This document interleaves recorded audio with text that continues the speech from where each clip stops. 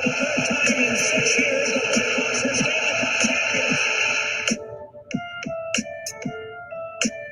Sox fans have long been hearing the Boston Red Sox are world champions. This is going to be a tough play. The Cubs, squeeze. Makes the play. It's over. And the Cubs have thrown it all. 8-7-10. Woo! Welcome to the best sports podcast on the planet. I am Brandon Combs, and guess who's back, baby? I feel like Eminem with that introduction. I was going to go like, hello, is it me you're looking for? I watched Trolls with my kids this past week, so that's the bleeding in your ears is what my children already had to face, so deal with it. Oh, man. Hey, man, it's good to see you again. We had a long week without you, but we made it through, and you're back. And, man, what a day of football we had today. The Atlanta Falcons cannot hold on to a lead to save their lives, which is good for my pocketbook because I'll tell you, when the Bears were down 26-10, man, I texted you and I said, look, I just put a $9 bet on the Bears to come back and win this That's game. such a weird amount. Why the hell $9, by the way? I was going off, so I put in at the beginning of the year, every year with FanDuel, beginning of football season, I put in $100, and I've had a really bad stretch, and I was down to my last $9. Oh, geez, so, all right, crap! All in on the Bears to come back and win this game. Might as well, right? Worst case scenario, we lose, and I'm down to zero, and I have to put more funds in. But I didn't have to put more funds in. And I ended up $215 richer. So see, that's the difference between you and me. If I go to zero, I don't put any more funds in. So I'm very careful as I go through the season. So yeah, if I was down to $9, I don't think I would have thrown it on a prayer. But hey, you're the winner in that situation. Imagine, by the way, what a week 3 we're already going through. And we still got 2 more games, but just imagine if they hadn't played. Like the thought process I know is that the NFL was coming, and no matter what, and they did so great. Why, thank you. I've got jelly now. I went from oil to jelly, and it's fantastic. I love when we're pre-show, Steven, just so you know, when we're pre-show and I'm talking to this guy, half the time I look down, and he's got this little comb, and he's combing his beard. Yeah.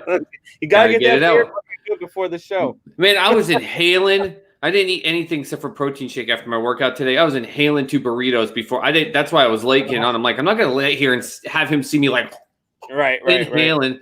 So I'm like brushing like chips and beans out of my beard and everything. On the show Thursday, Soup. I know you were busy all week. I'm not sure if you got to watch any of the show on Thursday, but I said to Wayne G, who was co-hosting with me that day, and I said, look, I know one thing's for sure. If the Atlanta Falcons ever go up by 15 or more points, I'm going in mid-game and I'm putting money on the other team to come back. I said, because they cannot hold on to a lead. They showed it in the Super Bowl up 28-3, and then they showed it last week against the Cowboys.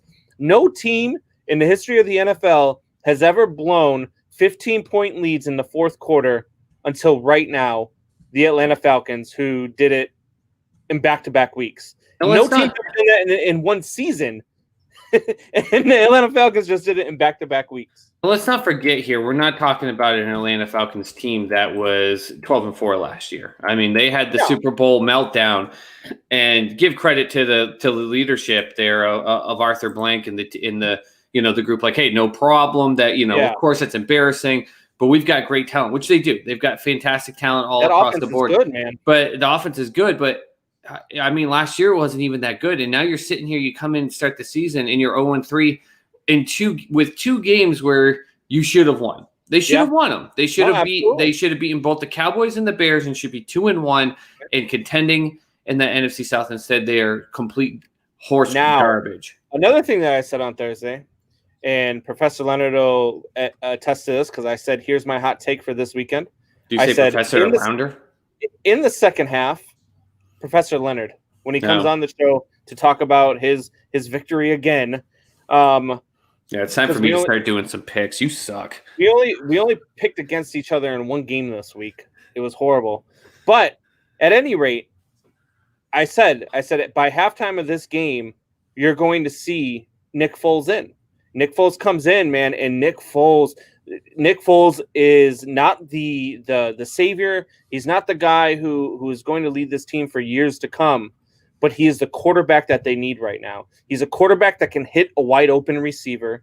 He's a quarterback that can hit a guy right in the chest, as we saw from the time he came into the game until the time that the game was over and they had come back and won the game. Now they did have a few. They could have won that game by a lot more. I don't know if you watched the game, Sue, No. but there were 2 drops that Nick Foles was the first series that he came in the game. 2 drops that would have been touchdowns on 2 different series. So they really could have won this game by a lot more against Atlanta, but they just had some bad drops, and they were good passes. They were right there. They were in the chest. They were on the money. Nick Foles came in, man, and Nick Foles is the quarterback that they're looking for right now because he can actually complete a pass, he can read his progressions, and he can check down. I'm really excited about my 11-5 prediction now. I'm really excited about the future of the Bears here in 2020 without Mitch Trubisky. I love how you want to toot your weekend prediction and throw someone in here to make sure you get the credit. But like I told you, you're welcome, sir, because even though I was a week off, I literally predicted this exact scenario to a freaking team. You did. When you sat there and told me there's no way the ownership wouldn't do it. And this is to parallel into something else. Bears ownership, good for you for saying we're sticking by our pick. We're sticking by what we're doing, but the leash is short. The leash is short. Yeah. Friggin' the Falcons ownership.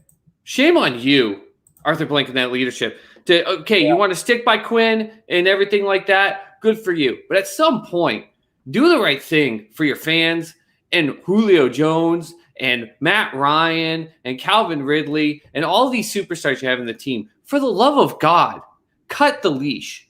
Get rid of Quinn.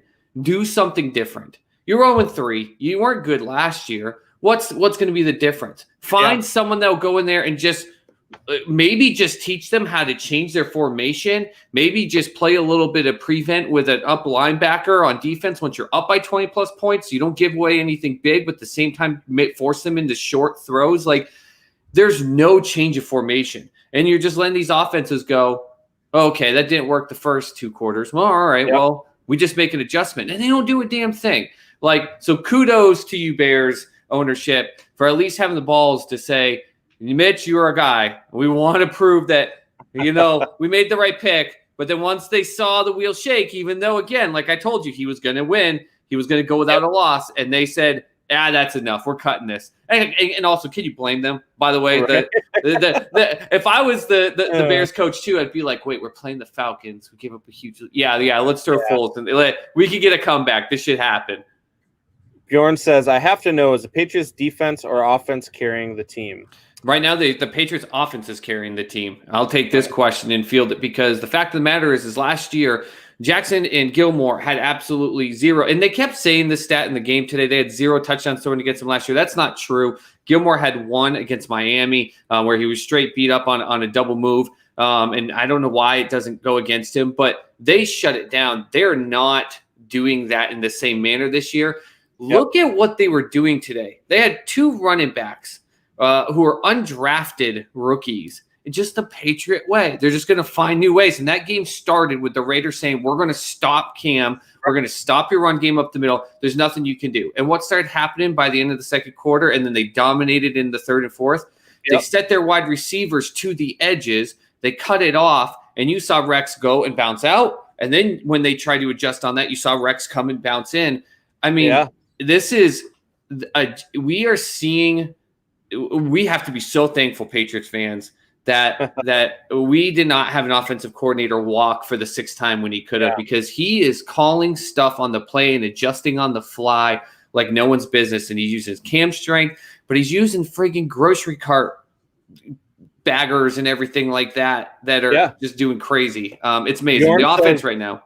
Also, did you know the Patriots are 52-1 since 2000 if they have a running back over 100 yards? That's insane. No.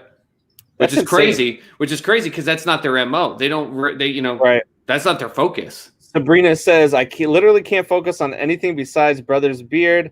Steven then says, I need to get it. If the Army and start running beard oil on my face and see if I can grow anything more than my usual Joe Dirt. The oil doesn't grow the beard, Stevie. The oil helps you keep it. Please don't grow a beard like this. Listen, this is not.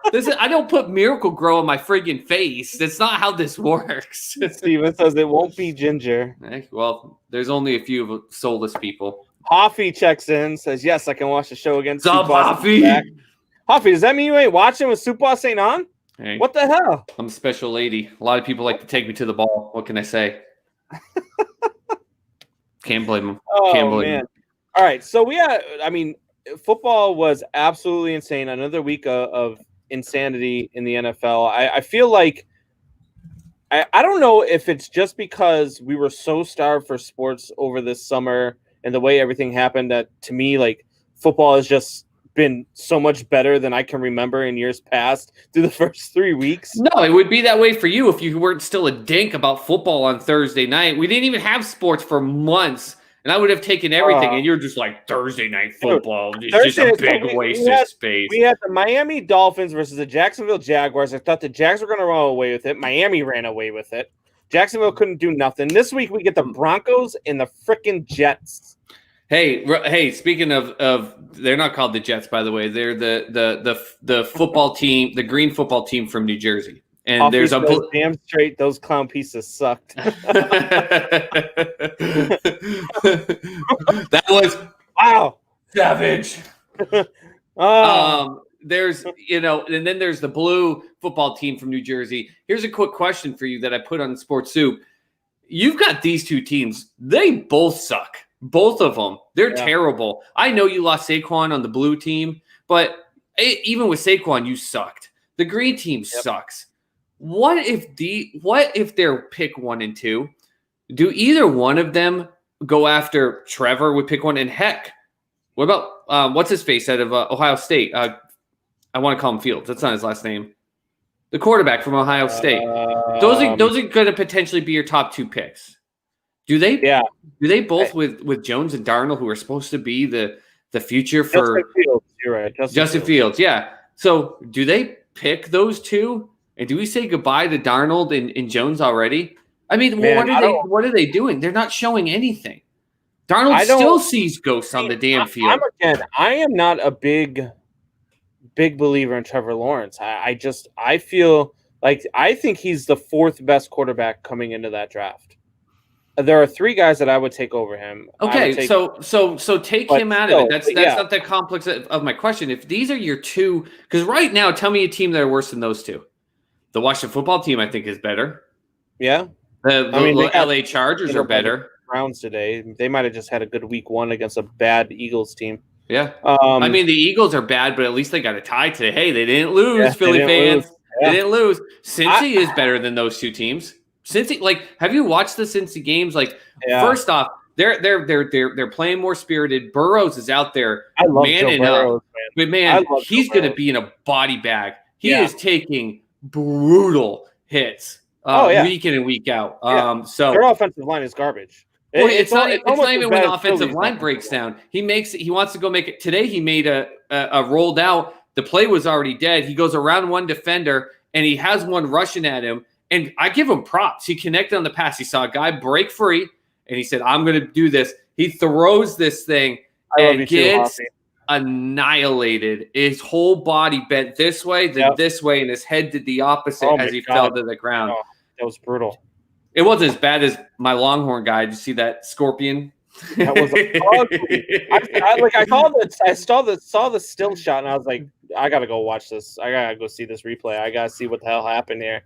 And the fact that he got up right after, bounced straight up, there was no way. I'd still be laying on the field right now if it happened to me. He didn't get up today. He laid in bed and they brought ice bags and just threw it on his bed. Either that or he's in the emergency room having spinal surgery. A body shouldn't be able to do that. Will the Pats sign Newton after this year to another contract? Rumor is they won't. I proposed this question on Thursday to Wayne because Wayne's huge. He's a big Stidham guy. I'm not as high on Stidham, especially if Cam Newton keeps performing this way. The Patriots are impressing me. They're really impressed me. I think they're a lot better than I thought that they were. I think they're really going to give Buffalo a run for this division title. I think that they are better than I thought they were. I think they're better than you thought they were. I think they're better than a lot of people thought that they were. I'm still happy with my 9-7 prediction. I think they're going to be better than that. I think I'll be happy with it. 6, 11-5. They're really good. But if Cam Newton continues it, and if Cam Newton does go 11-5 with this team, do you sign him to a 3 or 4 year extension, or do you wait and go with Stidham? I think here's the situation: is that you're not going with Stidham no matter what. Stidham started to feel pressure in camp, and reports came out. He all of a sudden lost the favor of his teammates. He lost encouragement. He did it all of a sudden. He felt hurt, and there were people internally in the team that thought that he was kind of milking an injury. And then week 1 comes out, and that's like, if you want to show, like, if there's a chance Cam comes out in week 1 and just bombs, because people around New England don't know, they played a full-scale scrimmage game 5 days before the week 1 game, and Cam Newton was dog crap. He threw 4 picks, 2 were pick six. Like, people in New England were like, oh, hold up, this isn't going to be good. That would have been Stidham's chance to say, okay, I'm going to be here. So if Cam goes down, I'm going in. He didn't even end up playing. And some people are like, well, injuries are injuries. No, you go out there and say, no, I want this spot. So he's lost that in the New England aspect. Here's the way they sign him. If they sign Cam Newton, it is not at the end of the year. Because if you let him get to the end of the year, the way he's playing, the way that the media is praising him, the way that scouts are praising him, he's going somewhere big. You need to do it now. You've got cap space now, and you have over $100 million each of the next 3 years. If you want to do it, you do it halfway through the season. Let him get through the hard games. Let him get through the Ravens. Let him get through the Chiefs. To your point, Combs, let him get beat up. He's going to get beat up in one of these games. How does he respond? He had great energy on the sideline. The team was all around him. They're over there joking with like 3 minutes ago. You see them spirited up. What's going to happen when they get punched in the mouth? I feel like we saw that in that Sunday night game against Seattle. And I didn't get to talk to you about it on Tuesday. But in that Sunday night game against Seattle, the way that he looked after they went down by 12, and he came back and led them. I think, what was a 6 or 7 play drive to get downfield and bring it to within one score. Like the way he performed is far above what he did when he all of his years in Carolina with the Panthers. Other than, I mean, obviously they had that Super Bowl run, but whenever they would lose or whenever they would get down, he would get down too, and that didn't happen against Seattle. So I'm not so sure that maybe maybe there is something to when you come to New England, you're a different player because they don't accept what you're doing, because you can't, if you're going to do that, you're not going to be here and play. And Cam Newton knows he's on a 1 year. This is Cam Newton's chance to get paid one more time. Wes Welker was kicking extra points in Miami just to get playing time and became potentially one of the greatest slot receivers the game has seen. Julian Edelman was a quarterback at K-State. I mean, this is Tom Brady was drafted 199. Like, they're out here today with 2 undrafted rookies that were just, I mean, I can't remember his name. I think it was Jones, the undrafted rookie out of Arizona. I mean, he at one point put his shoulder into a 350-pound lineman's chest and drove him back 6 yards. That doesn't happen on other teams unless you're motivated to do it. But I just think he said last week, Cam said, it's not about the money, it's about respect. And if he earns the respect, I think the Pats need to, around week 8, 9, negotiate it and make it about a 2 or 3 year deal, because the way they're playing, they're not going to get a high draft pick. I don't think you get one of these more exclusive quarterbacks that are coming out of the draft this year. And you're winning with Cam Newton. If you're showing, okay, we could do this, you find a way to ensure McDaniels doesn't leave, sign him. But you wait to this offseason, teams are going to fly. They're going to toss 5-6 year contracts at him. What wide receiver would you go to go support him? So if I'm the New England Patriots, what I do, there's a very unhappy wide receiver, very good wide receiver in Chicago, and they're not giving him an extension. They're just not. The talks have already broken down. They already said they're not going to talk about it until after the season, and chances are they're probably franchise tagging him. And if you franchise tag him, he's probably holding out.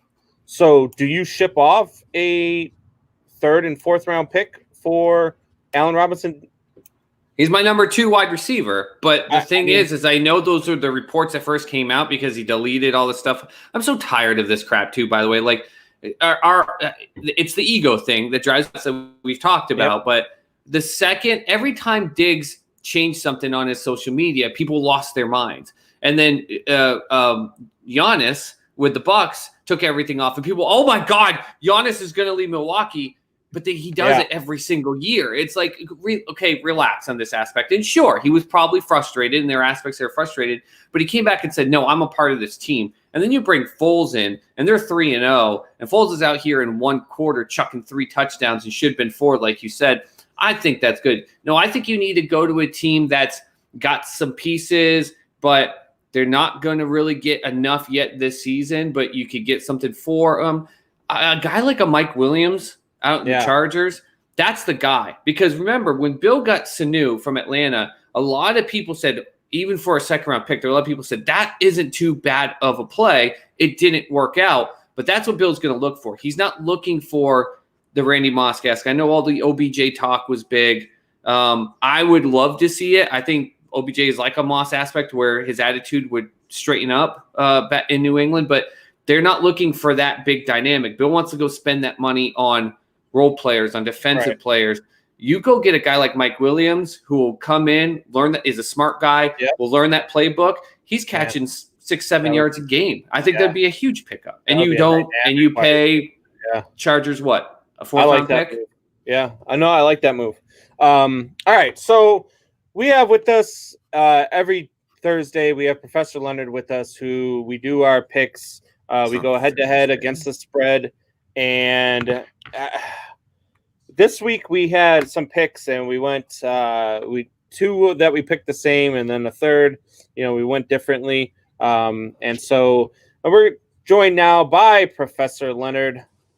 Professor, how's it going, buddy? Professor Leonard, you with us? Prof. I was waiting for him to do. I thought he was going to do a little ditty like "Hello." Oh, Jesus. Is it me you're looking for? Yeah, there it is, baby. I can see it in your eyes.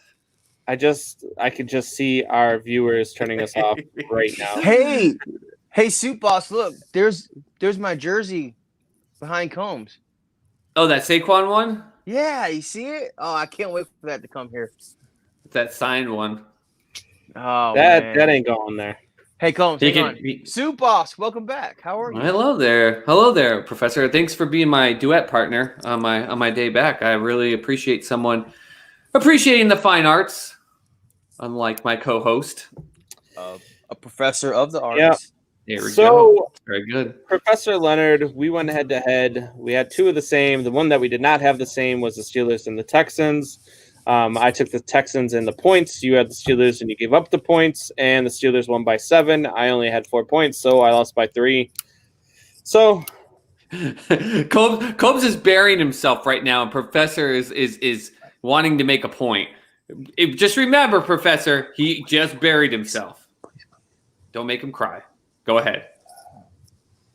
I encourage all our of your listeners to first subscribe to the YouTube page. Let's get those numbers up. Well, number 1. Sir. I appreciate that. And I want you to go back and watch the previous videos because I did say I made the bold prediction that this was going to be a 1 touchdown game.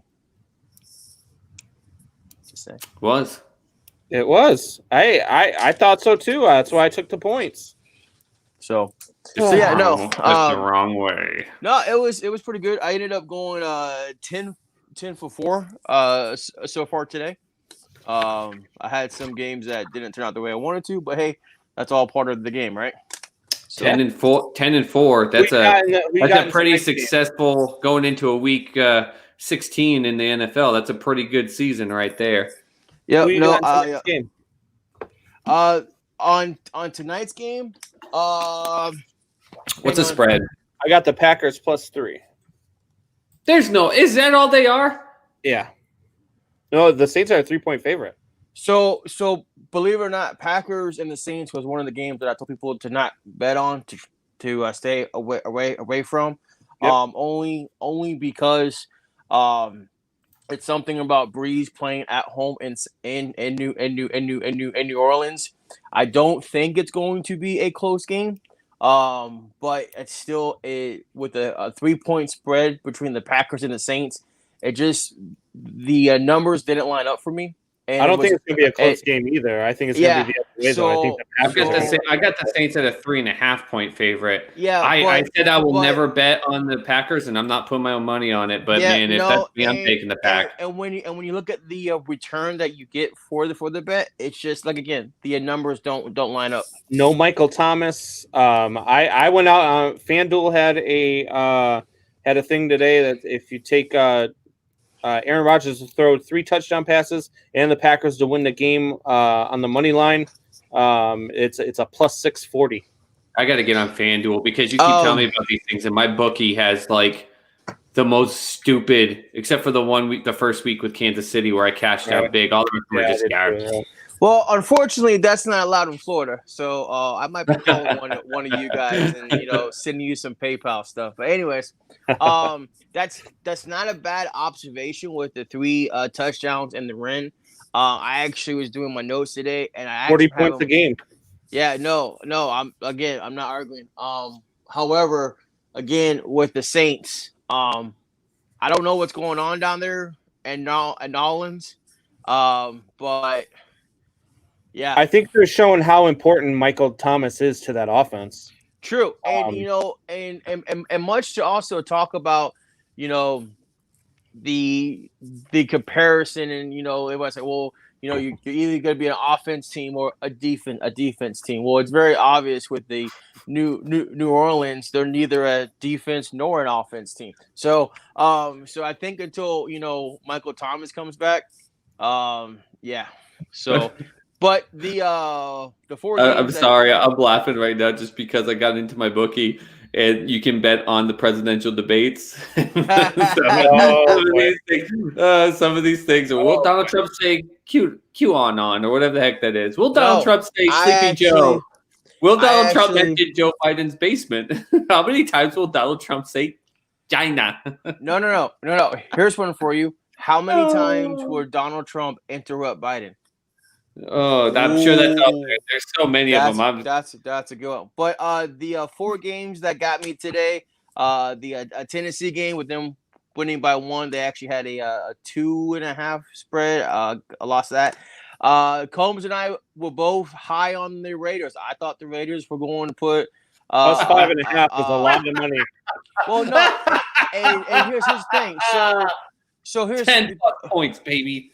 But see, here's the thing though. I wasn't worried about the offensive side. I actually was more high on the Raiders defense than I was on the actual offense. So I thought the game started that way. Yeah, and of course the game started. I also had the Chargers, and then I also had the Cardinals.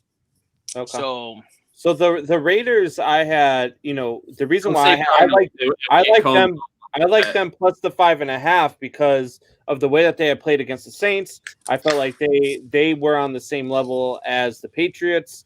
But again, like I said before you got on here, Professor Leonard, I think the Patriots are just a lot better than people thought that they were, including myself. I think Professor Leonard has some hearing problems. No, I just got this weird voice in my ear. It was crazy. Well, that's Satan. You should probably ignore it. It said that the St. Louis Cardinals suck. They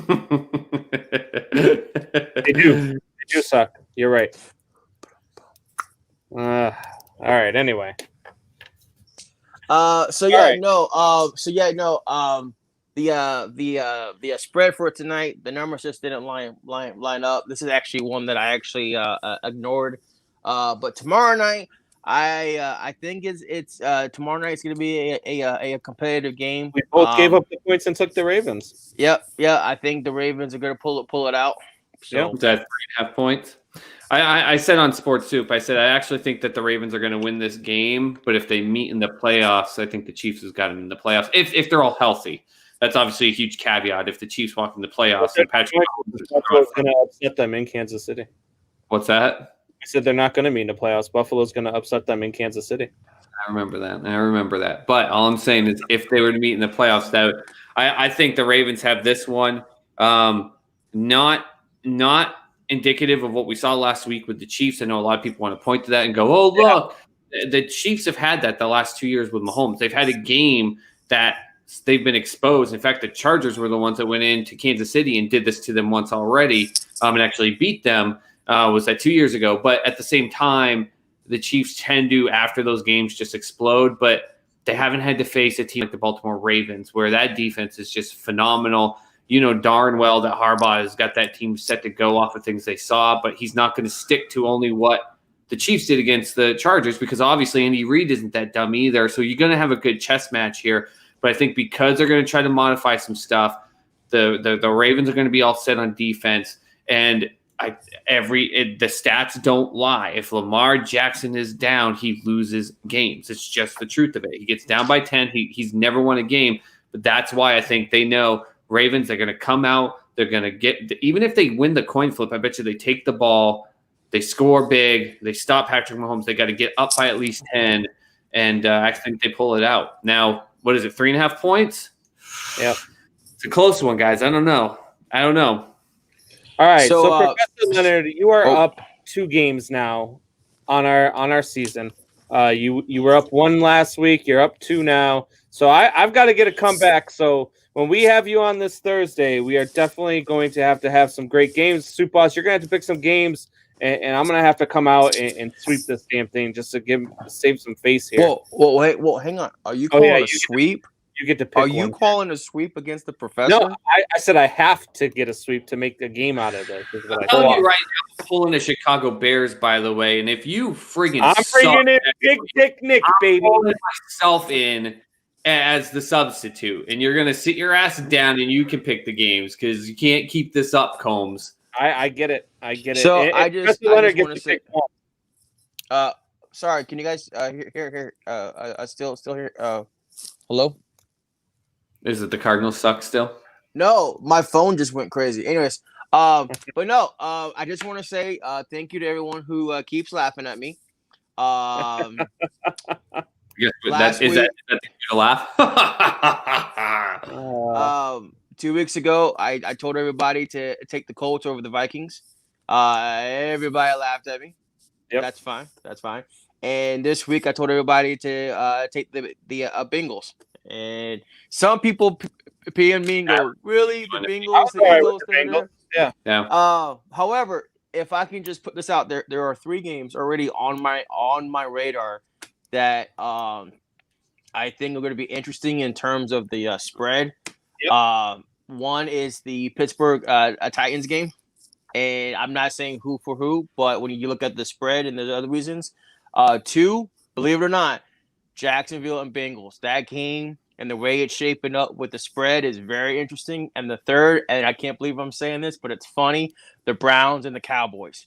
Those 3 games, for whatever reason, what the spread is proposing to be, and some of the data that's already being collected, those 3 seem like some pretty interesting games. Well, so you get to pick one because whatever rule was made when I wasn't around, which Combs keeps adding shit to things all the time, but I pick them. But I wait to hear storylines come out, and I wait till Wednesday because lines, especially Monday to Wednesday, lines change. I don't ever go off it now. If you're watching the show right now and you're ever thinking about putting money down, first off, we're not endorsing gambling, but if you do, there's great opportunities when you're trying to look at advantages. And a lot of times Monday lines are where you actually put in good wagers, because if things all of a sudden shift and change, happens all the time, especially in college. Monday, you'll have a great line. And then by Wednesday night, it'll be like, what? Like over unders will go they'll change by 8 points. It's like, holy crap, wait a minute, what just happened? So it's a good time for real betting. But what I bring on the show for what we pick on Thursday, I go off the Wednesday lines. It makes it more entertaining. And that's why I always tell people too. I'm like, hey, these are my opinions, right? These are solely my opinions. I'm just giving you the data, and you can deal with it with whatever you want to. Well, you're a professor, aren't you supposed to grade us? So you're supposed to have all the knowledge. You're supposed to know everything. Listen, if I was grading on somebody picking the Angels and the Cubs in the World Series, I'm just saying. I mean, yeah. TJ Burns says, "What's up, Professor?" What's up, TJ? Man, I tell you what, I'm not happy about Saturday. We can just bypass Saturday. We won't even talk about Saturday. But I can tell you this. I really want to get your opinion on this. And this isn't because I'm a Braves fan. If Freddie Freeman does not get the MVP this year for the National League, I don't know what's wrong with these writers' votes. But I'm just gonna make Fernando Tatis has a claim. Fernando Tatis is got at least a little bit of a excitement. Fernando Tatis Jr. is either third or fourth in every category, while Freddie is either in first or second. And the only person that's beating Freddie in some of these categories are Juan Soto, and Juan Soto missed almost 20% of the season due to some personal. But I mean, again, I think MVP is about most valuable to your team. And I think that if you take Fernando Tatis off of the Padres, they're out of the playoffs. If you take Freddie Freeman off of the Braves, they're still pretty good. But Freddie also had seven walk-off hits this season. I'm not saying he's a bad player. I mean, I like Freddie Freeman. I'm just saying. It's just I've been hearing individuals and they bring up Tatis and they bring up Mookie Betts, but when you look at the actual rankings, right? Yep. Freddie's either in spot 1 or in spot 2 all the way across the board, and the only people that are in front of Freddie is either Juan Soto, right? Or his teammate are Marcell Ozuna. Those are the only people that are So yeah, I don't know. I think it's gonna be a close opinion. That's just my opinion. I can't stand the MVP races, even though we did the pick, because to me, it's not an MVP race; it's an offensive player race. That's the thing. They have the Gold Gloves for defense, but MVP should also encompass what they do on the field defensively, and they never do. We never talk about it. If you go right now and look at the NL MVP race leaders, everything that you just said is what it's all about. It's all the offensive stats. There's nothing about a defensive stat. And to me, it should encompass both ends. That's just me. But, and if you go into that part, Freddie only has 2 errors for the years, and Fernando and Mookie each have more than 2. I'm just saying. Just throwing that out there. Yeah, it'll be a go. I haven't. You must be a Braves fan or something. Looked at it to say who I would vote for, but yeah, no, it's definitely an interesting argument.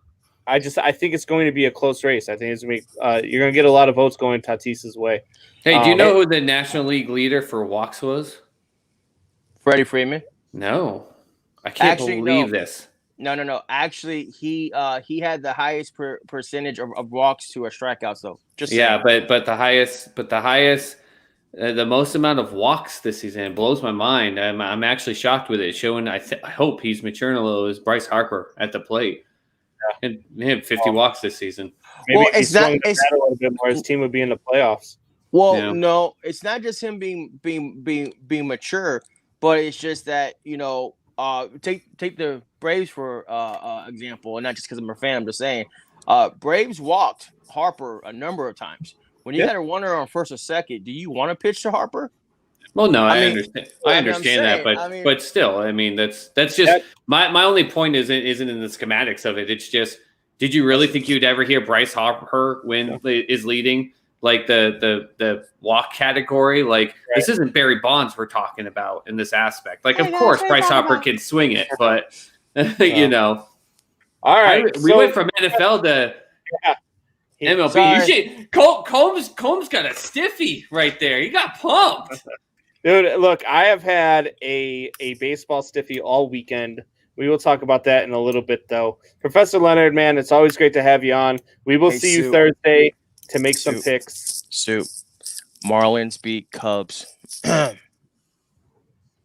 Marlins were the surprise team. Have a good one, Professor.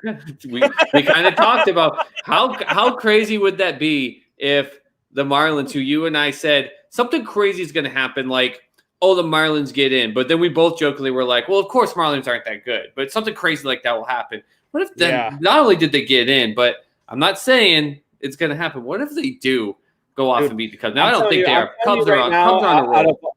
I'll tell Professor Leonard, out of all the teams that the Cubs could have played in the first round in this short series, the Marlins probably scare me the most because the Cubs struggle with arms that throw really, really hard, and that's what the Marlins have. And so it's going to be interesting. I like the fact that it's at Wrigley. I like our pitching staff as well, so I think it's going to be a hard fought series. So it'll be interesting to see. But we'll get into that here in a little bit. We have some stuff going on in the chat. Michael Buckheiser says, "Fire Quinn now." Yep. I said this now. before. Do it. We were talking about this before the show, Soup, and I said you don't see a whole lot of NFL coaches getting fired during this season. But so what? If anybody deserves it right now to be axed before week 4, it's got to be Quinn. Well, a lot of times we don't see it, though, because the teams that aren't doing so well are the Cleveland Browns and the Cincinnati Bengals. And these are the teams where it's just like, we know even if you stick an interim coach, nothing much is going to change. This is a team that's still got a Matt Ryan that could still fling it, still has Julio Jones that is still out there playing. Calvin Ridley, who before this weekend was the number 1 rated wide receiver. And of course, part of that is with Julio on the other side. He wasn't there this week. But nonetheless, we've also seen them in 2 games go up huge. You're 0-3. You could be 2-1 in a stacked NFC South and competing with the Saints and the Bucs right now. And instead, you're looking up at the Carolina Panthers, for crying out loud, who lost CMC. Get rid of Quinn now. You need to send a message to the players and this team and the fans down in Atlanta. This is not okay. It's not acceptable. And you got to get someone in there that's just, even if it's interim, that's just going to say, all right, guys, get back to the basics. Just get back to the basics, because Quinn was supposed to be this defensive marvel. And obviously, you can't have done this 3 times now, let alone the crap that happened last year. It's not the norm. You're right. It's not the norm to give up 2 20-plus point leads in back-to-back games in NFL history. It's never happened in a single season, let alone back-to-back. Fire his ass. It should have been. It should have came out a half hour before that game was over. I've had enough. It's time for our fans and our players and teams. We got to get something different. What happens next week if they do the exact same thing? What are you going to say at a press conference? It's bad enough you have to try to talk through one right now. What are you going to say next week if this happens again?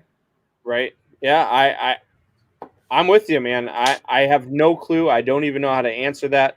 I would absolutely support firing him heading into week 4. So, all right. So we're going to go ahead and take a quick break. And when we get back, we'll get into every game, give you our thoughts, take your thoughts, and figure out what is going on. TJ Burns says Falcons have 0 defense. I mean, they're showing it.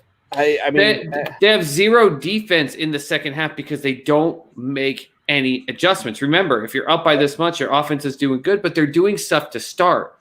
Right. But there's no adjustments. They're coming out the same thing, and the offense is going to make adjustments. And next week, I just looked, by the way, they play the Green Bay Packers, who obviously, Aaron Rodgers, you and I were we thought it was going to be chaotic. Instead, I think drafting Love lit some friggin' fire under his rear end.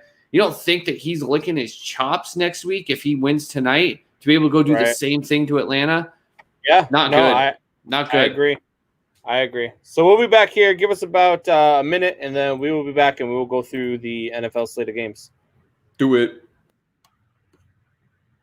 I got a statement to make in the direction of depression. So depression, if you wouldn't mind stopping what you're doing in my mind for a second, I have something I need to mention. You see, I'm getting really tired of your suggestions of stepping off a bridge to my death or into an intersection of a street at noon. Or your 3 a.m. wake-up calls pressing on my chest since my adolescence, stressing my lungs in your hands, choking the path that I'm breathing through. See, if you think depression means someone is weak, you better think again. Listen, friend, living with depression is when you keep waking up wishing you didn't. Then using all of your strength within to lift that 2,000-pound bed sheet off you when in reality it's paper thin. Another day begins by looking in the mirror, unclear of when or if those thoughts you hear to end. It all will ever end, but there's no time for that. You're running late again, so rinse your face off then. Put your car in gear, and here we go off into the real world, where it's time to pretend. Your time to put that plastic smile on again. All right, we are back. That was Mises with Repression. Dude, I mean, this guy, and I know, you've talked about it before, that you battle with depression as well, Super, and some of his lyrics, man, are just, you listen to them and you're like, man, I hear what you're saying. Sorry, I have my mic muted. I'm fuzzy coming back after a week. No, I open up. I don't really open up, but I share enough to say that I've battled depression pretty much my whole life, and it's a sensitive topic in some manners, way, shape, or form. But part of it, though, is just being able to say it, and in some of those lyrics, it's just you can't battle something by just I'd love to build walls. It's just what I do. Yeah. You gotta say something real. You gotta say something obvious, even if it's a thread. You got to start somewhere, and his music, you turned me into being able to listen to him when we were talking about potentially having him on the show or being able to use his music, and that's what it is. It gives you, if you're struggling with depression or suicidal thoughts or having just a hard time mentally, listen to music, and you don't know what to do. If you listen to the music of Mises, there are lines in there that may be able to help you start a conversation with a loved one or friend. Or heck, I know men, we don't like to talk about counseling or do anything that. Maybe you just go to counseling and go, listen, this, I don't know what to say to you, but in this music, he says these things. And I know I felt like he understood what I was feeling.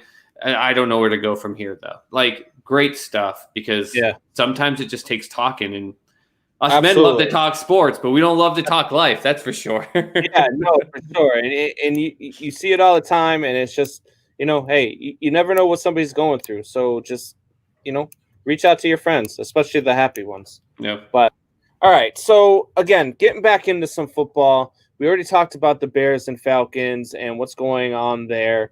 The Bills and Rams had a pretty good one today. The Bills looked like they were going to run away with it. Rams came back, then the Bills came back, and ultimately the Bills won this one 35-32. I said it last week. I said that I didn't feel like the Rams were for real. Out of all the undefeated teams, I felt like they were probably the ones that were, I don't know, I don't want to say faking the funk, but I feel like last year they're 3-0 to 9-7 was probably more of the norm than them going 12-4 or something like that. So, but they surprised me today, playing up with the Bills in Buffalo. It's a tough place to go in and play. Granted, there's no fans in the stands, but it's still. I mean, you go West Coast to East Coast. It's a nice day out, so you didn't have to deal with the cold, but. That was a real good game, and I think Josh Allen proved to people that still doubt him for some reason it's the real deal. Finally, and hey, listen, at the same time, they were up 28-3, by the way. So just for that 28-3 one, they were up and they lost that lead. But the difference is that they didn't hang their head when they got down.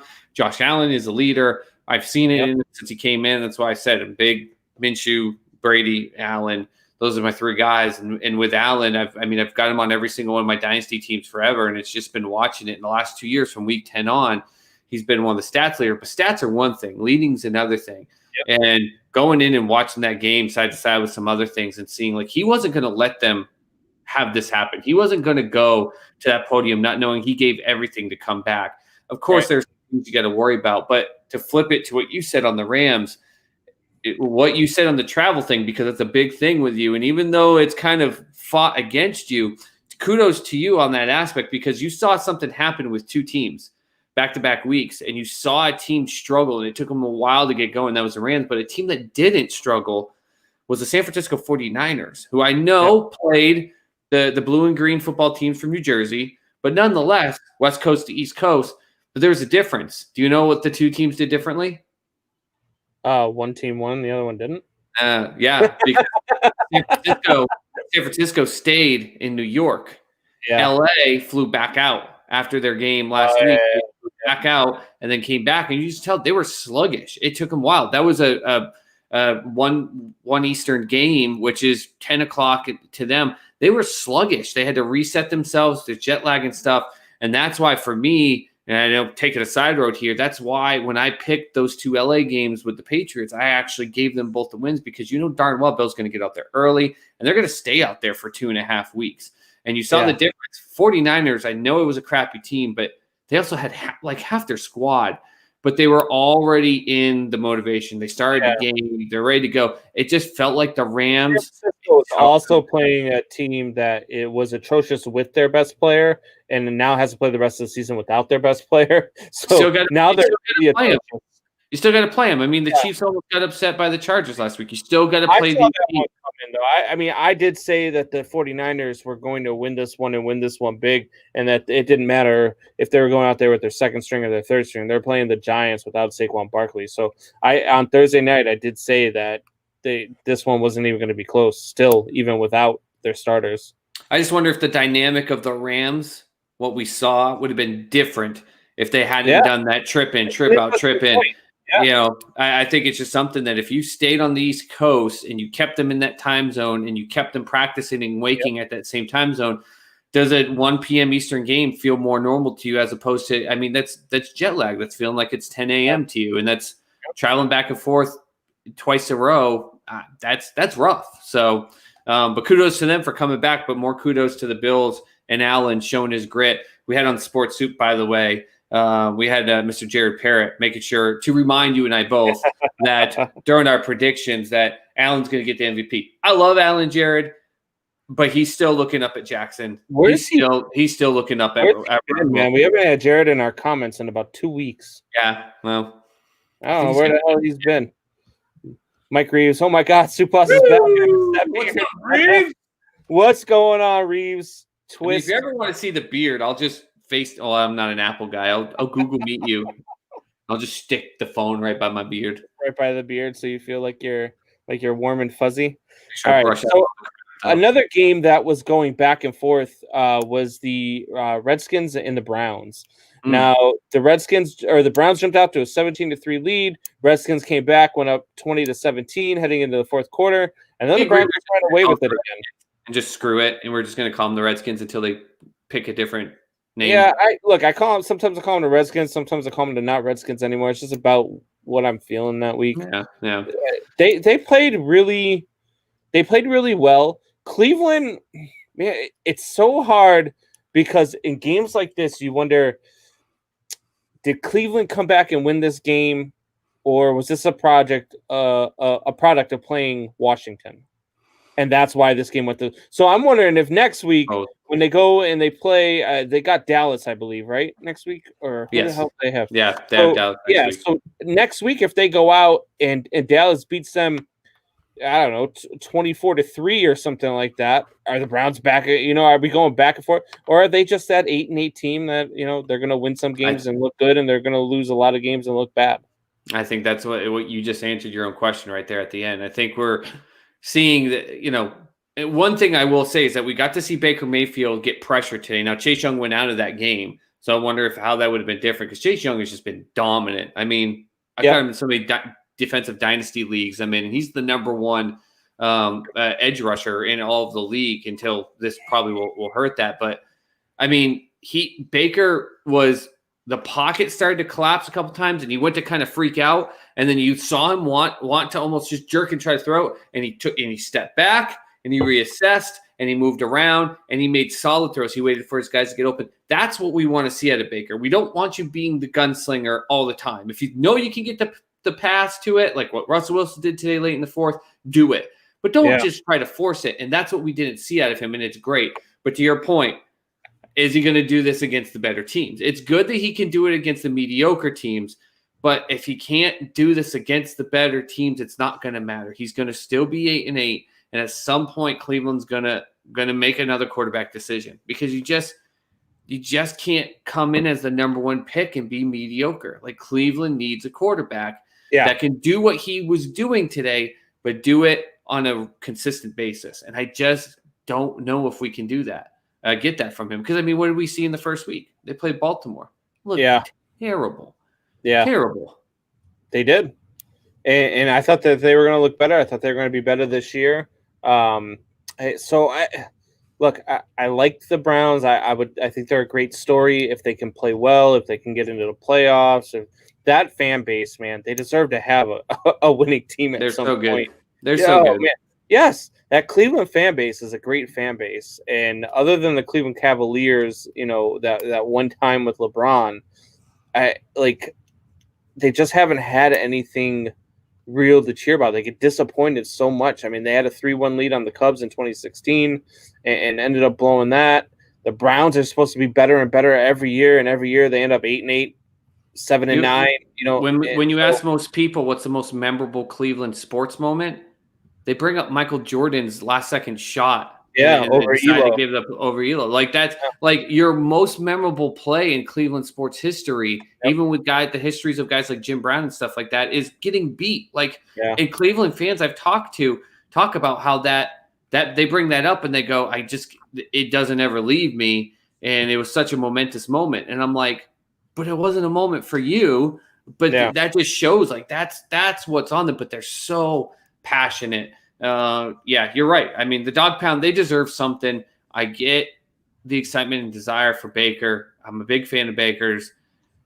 Until he does this against better teams, I can't get hyped for him. I said last year they weren't going to make the playoffs, and people freaked out at me. Yeah. And it's just he's got to grow. It's one thing to come in and be excitable. That's great. Grow. Be dynamic in different ways. I think they're an interesting one if they're sitting there, if they finish 8-8, they're middle of the pack, they're sitting there at 15, and you got a guy like, the quarterback Trask out of Florida sitting there. Do you go and get him? Do you go and draft another quarterback if you're the Cleveland Browns? If you're 8-8, I don't think they get another quarterback, but I think what they do is finally be smart and draft offensive line for this team. But if they go 8-8 and draft offensive line and get some good offensive linemen, and it still is the same thing, another 7-9, another 8-8. Well, actually, next year we're doing 17 games, so 7-10, 8-9, whatever. Like, then they're probably like, it's time. It's time for us to look. So it's going to be interesting, I think, just on my prediction, who the quarterbacks next year coming up will be. Not for this upcoming draft, but after, because I think if they can stick at about that 500 mark. There's enough thought process of like, we're this close. They'll go get offensive linemen. But if you can't get past that, they're going to probably then move on from Baker because he'll be at his 5th year on his contract too at that point. Right. So it'll be make or break. It'll be the Mitch Trubisky story. You've got to do it or don't. If you don't, we're moving on. Another team, speaking of disappointing, the Vikings are now 0-3. Oh, jeez. Man, we suck. There's your Angels pick, by the way. And then there's both of us picking the Vikings to not only win big, but run away with that division and just be and we both said it, the secondary was going to be questionable, and that's when it was going to lose some games. Not all their games. Yeah. This is horrible. I know. Absolutely horrible. And the thing I didn't pick them to run away in the division. I picked both them and the Bears to finish at 11-5 and them to win the tiebreaker. But I thought they were going to be a lot better. I thought, and especially now that Dalvin Cook's playing. Dalvin Cook rushed for 181 yards today, and they lost 31-30. And what's crazy is it's not. I mean, Jefferson, the rookie wide receiver, what was it? 7 catches, 174 yards, and a touchdown. Thielen had a ridiculous catch for a touchdown in the back corner. Cousins played decent enough. He still played decent enough. Yeah, that defense sucks. Yeah, I thought it was the secondary that sucked. I went back and watched some things. That defensive line, that defensive line was supposed to be top 5, even after they got the trade. And some people were like, no, it's number 1 now. It sucks. The line sucks. The corners suck. The linebackers suck. It is terrible. They're no good. They're no good, and they don't have an identity at all. And that's a problem. There's no identity to this team because of the defense. So it doesn't matter what the offense does. All those stats, great for fantasy. Cool. So now they're 0-3. The Lions got their win today. They're 1-2. The Packers are 2-0, and the Bears are 3-0 in that division. Speaking of which, real quick, with the Lions, thank you, Lions, because I sat here, and of course I live in Oklahoma, but I heard people all week saying Kyler Murray needs to be included in an MVP race. And shut the hell up. He's electrifying. He's fun to watch. He's shown some moves when he's running the ball. He's juked out some defenders. Great stuff. He's learning to throw with the different routes. That's great. He's not an MVP quarterback. He's just not. And the Lions showed that he's got some growing to do. And that's fine.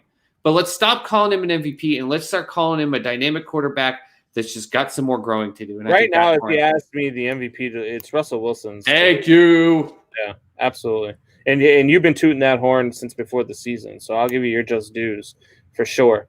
Well, the main reason for me doing it was because he's due votes, even if he has just an above average year, because he's never zero. I'll say it again. He's 0 votes in his whole NFL career in MVP vote. And Lamar Jackson deserved the MVP last year, I guess, but unanimous. Russell Wilson's never seen a single vote. That's insane. Yeah. And teams that are now, so for the Vikings fans, the news only gets worse. Teams that are 0-3, 0-3 have a 17% chance to make the playoffs. Oh, I mean, I thought it was going to be worse than 17%. I'll be honest with you. 17%, I thought you were going to say something like 7 to 9%. So, yeah. No, it's bad. It's bad in Minnesota. Look. Now here's the dynamic, though. They're going to the 17 playoff this season, correct? They are. That's the only thing. If the Minnesota Vikings, okay, we've got a lot of Viking fans in sports too. Don't give them hope.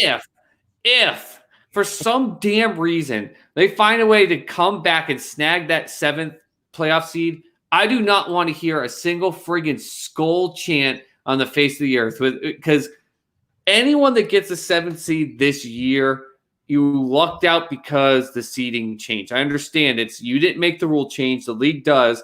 But, I mean, that was like the Steelers last year. Great defense. That's why I'm higher on them this season. But they would have gotten the 7th seed. They had the lowest ranked quarterback in the whole league last year in Mason Rudolph. They weren't good. Yeah.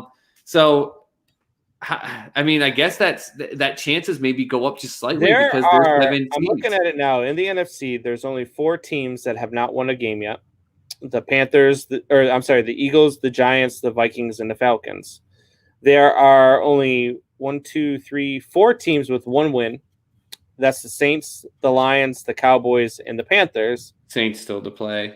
And then there are 8 teams with 2 or more wins. So you've got to climb over 13 teams that are at least a game or 2 ahead of you right now. Look, I'm sorry, Vikings fans. Jared Parrott, Joshua Seavey, who has seemed to have gone into hiding since the NFL season started. He shows up every once in a while on Sports Soup and likes to throw a couple things in here, but he disappears a lot. He and I trash talked each other. We got pissy with each other last week. I was working out, and I got kind of mad at him because he came at me and he was like, I tagged you something on Sports Soup and was about something with Lamar Jackson. I'm like, I don't give 2 craps about Lamar Jackson, dude. I get it. You love Lamar Jackson. You got people tagging you for the Viking stuff. He's like, they just want to talk about the games. And I'm like, right, because you want to talk about the games. I got tagged because I predicted they were going to go 12-4. I was wrong. Just say you're wrong. Yo. What's up? I've got water. Mike Reeves says, we want Trevor. Glad we competed, but lost. We are not good enough to compete this year. Time to get our quarterback of the future. Who's his team? He's a Vikings guy. He's from Minnesota. Okay. So. Here's the thing, though, Reeves. Everything that Combs was just saying, like, that defense sucks, but the defense can only suck so much where Dalvin Cook and that rookie and Thielen, and even when he does halfway decent Cousins, they're going to win some games here. They are. I'm telling you, there's no way. They are not worse than the blue and green football teams from New Jersey. They're just not. They're bad, but they're not that bad. They won't get that first pick, and because that's assuming that's where Trevor's going to go. So don't forget, by the way, the Eagles do not have a win. All right. But they do have a tie. Let's look at the Vikings real quick. Their next 4 at Houston. Oh, goodness. At Houston, it's a winnable game. They could absolutely go in there and win, but I think Houston's better. I was going to say, would you be shocked if Houston wins that? Nope. Then they go at Seattle. That's a loss. They go against Atlanta, so they're going to be down by 19, and then they're going to come back and win that one. Then they got Green Bay, Detroit, Chicago, Dallas. I mean, there's a couple wins sprinkled. The way they are playing right now, man, they are a 6-10 team, maybe. Yeah. I mean, that doesn't make them. Jacksonville, then you get Tampa Bay, Chicago, New Orleans, and Detroit to close out the season. If they don't start playing, like if they don't do a complete 360 or a complete 180, not a 360, because you don't want to go back to where you started. But if you do not do a 180 right here, and start playing 100 times better than what you're playing right now, no chance. Not with that schedule.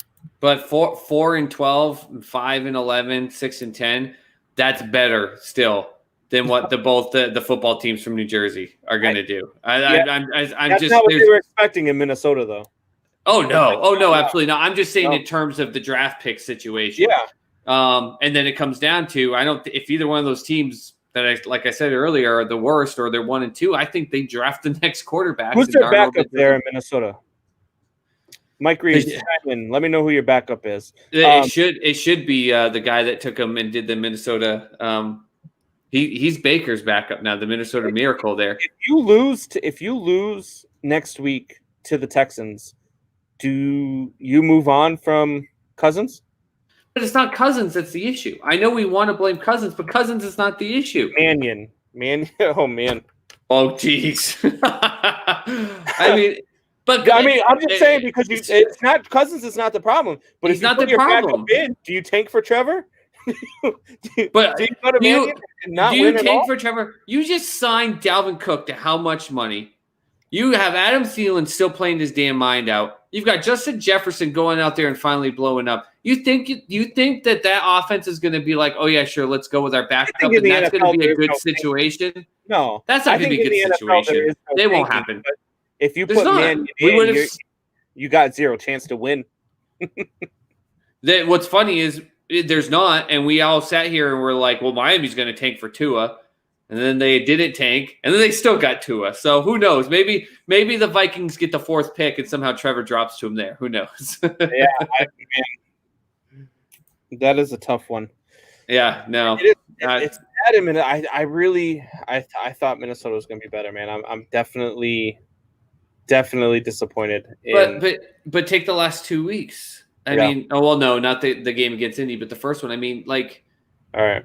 I don't know. Like the offense has plenty. It has enough. It's just that, I think there's a difference with Atlanta's defense. At least Atlanta's defense for a half can hold teams. Right. Then they just don't make adjustments. Minnesota's just sucks. It is bad. Yep.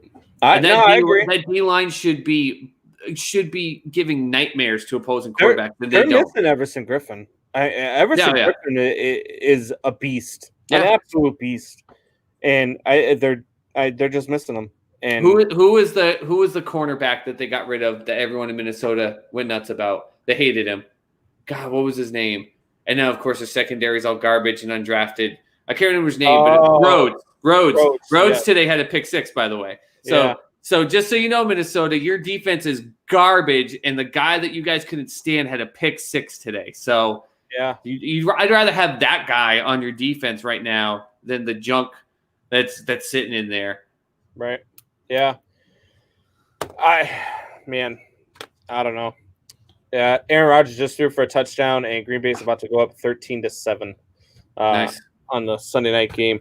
All right, it's on commercial. I'm watching the Celtics. Let's switch gear. What's going on in the Celtics game, real quick? Last time I looked, but it's been a while since I've turned my head. But the Heat were up by 4, but I don't know what the it's 74-69 Miami right now.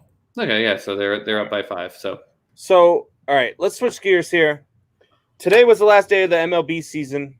Playoff bracket is set. And look, I know we had our predictions, and I know you had the Twins and the Braves heading in. But a whole season has gone by now. 60 games has gone by. The Twins played 500 ball at the last 2 weeks of the season. They did end up winning that division. They were down by 4.5 games at one point, and they came back and won that division. 5-5 in their last 10. But they were 4.5. And you even said if they lost 3 out of 4 to the White Sox, that they were done and they won the division. The White Sox to play 2-8 ball in their last 10, so they've gone south quick. The Cubs and the White Sox have done a complete reversal. The Cubs, they both went into that series down on themselves, and the Cubs' offense just came to life in that series. By the way, the Twins last 10, they're 6-4. It's not horrible. I think what we're missing is the fact that the Cleveland Indians all of a sudden are playing. They're hot, and this is the time to do it. So good on them. They're the 4th seed now. The White Sox are the 7th seed. So this is how it shakes out. The Rays are playing the Blue Jays. The A's are playing the White Sox, the Twins are playing the Astros, and the Indians are playing the Yankees. Let's go Indians. So let's go through it here. Rays, Blue Jays, who you got in that 3-game series? I mean, how can you, even with the Blue Jays playing more stellar, how can you go against everything Tampa Bay is doing? I can't. You can't go against them because they have injury after injury, and yet they're finding a way out of it. But here's the real reason why I love them. It's going to sound quirky. I don't love them because of any special play or certain players or stats. I love them because they are winning that division, and you see them lined up in their bench, smoking stogies, and all their starters got pulled out of the game, and they're smoking celebration stogies together. That was the whole aspect of the Washington Nationals last year. When you have chemistry in your dugout, and your guys are doing weird that Washington National things where they pretended to drive the car after home, like. You need that stuff. And they're sitting there like it's the 1950s smoking big old cigars, celebrating. Like, that's a team that's gelled together. They like being around each other, which I've given kudos to Tampa Bay's front office constantly for being able to do this, but it's even better this season. So I've got Tampa Bay easily. I got Tampa Bay as well. This one's interesting. 2 versus 7, A's versus White Sox. The A's, look, they were the first team to win 30 games. They were playing out of their minds. They won 31 games in the first 46, and then they finished 36-24. So they have not played great ball down the stretch. The White Sox lost their division. They had a 4.5-game lead with 2 weeks to play, and they're not playing their best right now. I think that the White Sox upset the A's here. I think that the White Sox pitching staff is better than what the A's have to throw out there. I think that their offense is more explosive than what the A's have. So I'm going to pick the White Sox in this one. It's a true coin flip for me. Yeah. Flip a coin, because there's dynamics of the A's that are different than what the dynamics of what the White Sox are. They counterbalance one another. And to your point, the A's haven't been playing great as of late. They ended the season, the last 10, 5-5. But the White Sox are just – I mean, the White Sox had a stranglehold on that Central where they could have just stomped and put everything out. Then Cleveland went and swept them, and it all went to hell. And they're just – and when that momentum works two ways, remember. It works one way, it's great. It also works the other way. Yeah. I mean, these are all 3-game series to start, right? They went into this. Yeah, it's a 3-game series. Yeah, they went into this week on last Monday. The White Sox were the 2 seed in the American League. They are now the 7 seed. Yeah, and you know the dynamic of playing in the athletic stadium is that huge foul territory and everything like that. But the White Sox are set up where they can play that field well. I don't know, man. Flip a coin. I don't care. Right. I'll just go opposite of you. I'll go A's just so it's opposite. So here's another interesting one. Your World Series pick, the Minnesota Twins. Boom. Versus the Houston Astros. So thought I heard asterisks in there. Yeah. Fucking Astros. So because it's the Astros, I don't even care. Right. I don't care if they went. I don't care if they went 60-0. I'm picking the Twins in this series. Oh yeah, I mean I got to pick the Twins just because of the fact that you don't have to. You can look. Hey, no, they're my World Series pick. Just because you. So are you sticking with the Minnesota Vikings to win the NFC North? No, but the Minnesota Vikings right now are in it. The Minnesota Vikings are in the front. I picked the Minnesota Twins to win this division. They did it, no matter the challenge of it. I picked them battling through some tough series. I picked them going to the World Series and going to 6 against the Braves. It's a tough draw. The Astros are a tough draw in a short series. I will say it is a tough draw. It is a tough draw, but at the same time, no Verlander. Exactly. I was just going to say that, and no Verlander, no trash cans. And you're playing it. Minnesota's a different kind of ballpark to play in. Yeah. No, when it's cold. I've got the Twins. Yeah, exactly. It's an open aspect now. It's not closed. Everything's getting colder. Yeah, I'm going with my Twins. Here's the one I think is going to be the best one of the first round. Indians and Yankees. In the American League, it's going to be the best one of the first round. Yeah, National League, we'll it get is. to that in a second because I got a stiffy about the National League. Well, we're going to talk about that in a minute. We're talking baseball. You walk around with a stiffy man. when we get to this stuff. Jeez. I love it every minute. I got home after the Bears game. I went to my girlfriend's brother's house to watch the Bears game. I got home and I turned straight on to the MLB Network just to watch every freaking thing that I could. You're a different beast, my friend. You're a different beast. I love baseball. I love it. But I don't know. It's a different aspect to me. I understand there were still some dynamics to the last game of the season, but there's a lot of dynamics. In the National League, there was a ton of it. There were 4 playoff seeds to be decided today in the National League. Anyways, 4-5, Indians, Yankees. Who knew everything I talked about with the Yankees that I said they were going to have problems come to playoffs, and even though we predicted them both to be the top team in the American League, and I said they weren't getting to the playoffs because of injuries, but man, this Voit kid out of nowhere, just stepping in, just another bat, and I rip on the Yankees because they play in a glorified wiffle ball stadium. It's still the truth, but he's not just hitting them just barely over the wall. Like this kid is murdering balls, and it's like really another damn. That's my point with Cleveland. So I'm picking that the Cleveland Indians they're coming in hot. They traded one of their best pitchers, and they somehow got better. They were worse and then got better. Yeah, they got a little bit worse and then gelled and have gotten better. They're hot at the right time, and the Yankees started getting warm, and then they cooled right back off. And they only were ahead of the Blue Jays by 1 game in the AL East, by the way. Voit is smacking the ball off, the cover off the ball. That's great. But there's not enough there. The Yankees just have shown, they can't play against the good teams. They beat up on the Red Sox and the Orioles and the other crappy teams, on the eastern side of the country. But when they had to play the Blue Jays and the other tougher teams, they couldn't compete. They just couldn't. The Blue Jays this is going to be the only one that we disagree on because I'm going with the Yankees here. I know that the Indians are playing hot. No, we went different on the A's and Sox. I went opposite of you. So did you? I thought you said coin flip. I did, and then I said just to be opposite of you, I'm going A's. Oh, okay, all right. So the Yankees, I just feel like the Indians don't have the pitching to deal with the Yankees lineup. If it was any other team, any of these other 7 teams playing the Yankees, I wouldn't have the Yankees moving on. But the Indians pitching gives me pause for concern. I just don't. I'm not sure with as hot as Luke Voit is swinging in that bat. And Cleveland, I did say it's in Cleveland, but Cleveland is a hitter's ballpark. And that favors the Yankees, if you ask me. It just does. I'd like to see the Indians move on. I like to see the Indians do this, but I'm going with the Yankees here.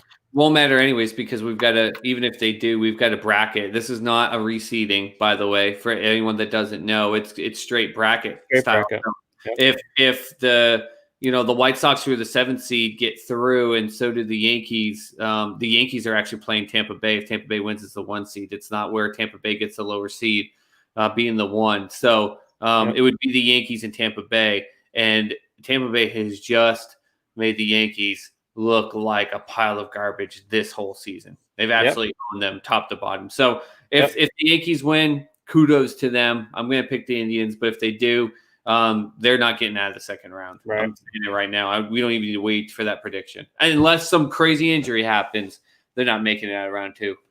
All right. So over to the National League. Now, look, it pissed me off today. I'm just going to come out here and say it. So the National League Central has 4 teams going into the playoffs. The National League Central has 4 teams heading into the playoffs. We talked about the American League Central and how good they were, and they were going to get 3 teams. The American League Central has 4 teams because the San Francisco Giants got hosed. Now, would they have come back and won the game? I don't know. But they're in the bottom of the 9th. They're down by 1. Their season's on the line. They're battling in 2 pitches in back-to-back at the shins, out of the zone, 6 inches out of the zone, not even close, get called for strike 2 and strike 3. End the game. To end their season. Not just, but to end, that this team is battling for a playoff spot, and you make that call. If there is not a case for an automated strike zone, This is the case for the automated strike zone. Refs and should not make themselves the focus of a game. It's horrible. You can't do that. So now, because the Giants get those 2 calls, and granted, like, look, I said, they may have still lost the game, but they didn't get the chance. Right. And that's what pisses me off. They didn't get the chance because an umpire decided he was going to make these calls, and it was so bad. It was so bad. But at any rate, so the Brewers get in as the 8th seed over the Giants, and they are the 4th team from the NL Central to get in. So they're going to face the Dodgers in round 1. The Reds are going to face the Braves. The Cubs are going against the Marlins, and the Padres are going against the Cardinals. So let's start with the top 1 versus 8. Hold on. What was that last series? Padres and Cardinals. What was that second team? So the Dodgers versus some team that wasn't good enough to make the playoffs. I remember that. It's the Cardinals, something like that. I can't remember. Yeah. All right. So Dodgers, Brewers. What do you got? Listen, we both sat here and said I predicted they'd come out to a slow start. It wouldn't be good enough. Mookie would be spinning his tires with the new contract and kind of getting himself acclimated. Kershaw would get hurt, which he did to start the season, and it would just be the same old. And because it was a 60-game season, they would dig too far of a hole, even though I think if I had thought about the fact that they had this seeding, which you and I weren't thinking about when we did our predictions, how they seeded it, I probably would have put them in then at that point. But they're doing it's the opposite. Like they're playing now. I know that they aren't playing as more dynamic teams, but they're still doing great things. I mean, they showed their ability to go right up against the Padres, who were the team that, they were getting real close. They got within a game and back. You jinxed them by having us pat ourselves on the back, by the way, when they hadn't won it yet. I didn't realize that's what you were doing on that aspect. But to me, it doesn't matter because the Dodgers, whether you're a good team, whether you're a bad team, they're finding every way to beat you. And they're doing it with their whole lineup, 1 through 9. So that's the thing. There's no weakness in this aspect. When a couple of them are having bad games, all of a sudden your 7th batter is just picking up the whole team. It's insane. That's what you want. Dodgers win this. I got the Dodgers winning this one too, and it's crazy because I went through it all, and as they were going through and determining seeding today and all the games are going on, I was looking at all the teams that could possibly make it. I said there are 2 National League teams that the Dodgers will roll over, and they will get lucky if they have to play in the first round. And the first one was the Brewers, and the second one was the Cardinals. But neither one of those teams have the pitching that can stop the Dodgers even in a short series. I said it before. I said they don't want to see the Reds. I don't think the Braves want to see the Reds, but we'll get to that here in a second as well. The Brewers, though, they don't have the pitching. Their offense is not swinging the bats very well at all. What's his name? Yelich. I think he's hitting like 217. Terrible season. It's almost like he played for the Astros and you needed a garbage pan to be able to make a hit. It has been an atrocious season for the Brewers bats. I don't see them. They got in the playoffs 2 games under 500. I mean, because of this new dynamic they got in, they don't deserve to be in the playoffs. I understand the COVID, the shortened year, find different ways to keep the excitement. The Brewers are not a playoff team that are in the playoffs. That's what it comes down to. Right. All right. So moving on, we got 2 versus 7, Braves and Reds, short series, best of 3 in Atlanta. Your World Series pick versus my team that I have said over the last 2 weeks nobody wants to see in the playoffs. I'm guessing you're going Braves here to stick with your pick. I am going to go with Braves to stick with my pick, but this is going to be a close one. And Cincinnati, by the way, is my backup city. So I like the Bengals. I like the Reds. I still got my Reds hat that I like to wear every once in a while. I like them. And Trevor Bauer, by the way, I think is going to win the NL Cy Young. So I think there's that huge dynamic there. Their pitching's fantastic. But the Braves are still doing very well in terms of things. I know they're not blowing anyone out of the park per se, but they're winning on every aspect. They're winning in terms of defensive aspects.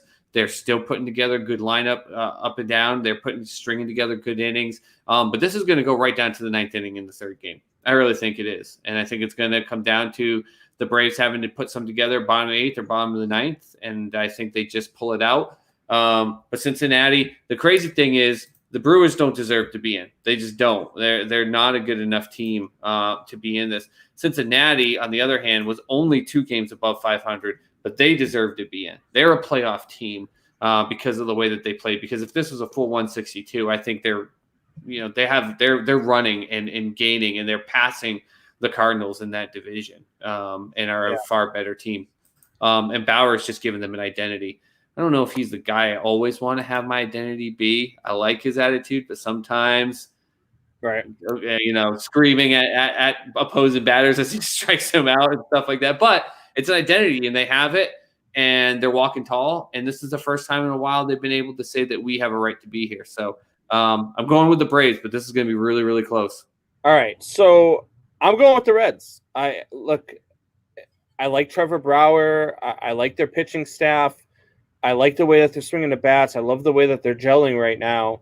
I'm going with the Reds here in a short series, and I just don't think that the Braves have the pitching. Frieda's fallen off over the last week or two, and I don't like him. I do disagree with you about Trevor Bauer winning the Cy Young. I think that that's going to end up going to Yu Darvish since Fried has fallen off here. Yu Darvish is second in wins. He is, second in ERA. He is tied for first in wins. I think that he is going to be your Cy Young. He is second behind Trevor Bauer in ERA, but I also think that Trevor Bauer puts a lot of these, voters off with his antics with his cleats and stuff. And not that should, and I'm not saying that it's right, but I think that that's why it's going to end up going to, yeah, exactly. So I think it's going to end up going to Yu Darvish.